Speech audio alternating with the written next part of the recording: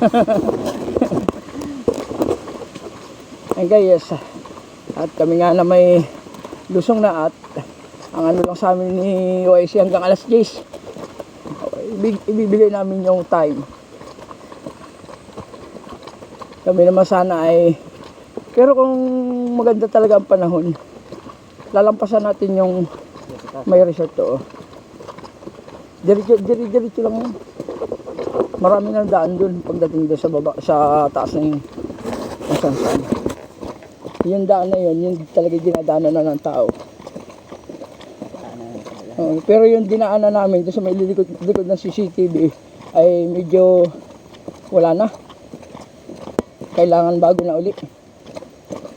I-waste na uli ng bago yun. Kasi tabo na. Kapal na ng kilob. At kami marami na daanan na pinag-anuhan ng baboy. Talagang siguro mga 1 linggo na pinagkahiga ng baboy yun.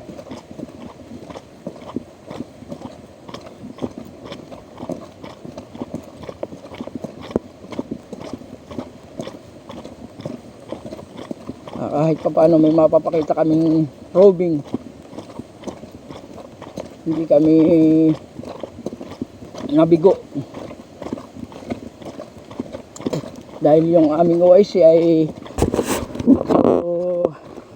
sinama ng pakiramdam na isugod nga sa ospital. Awa ng Diyos, nakaka-recover na siya ngayon.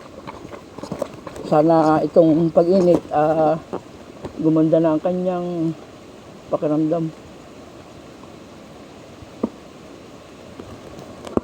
para dire-diretso ng pagsama.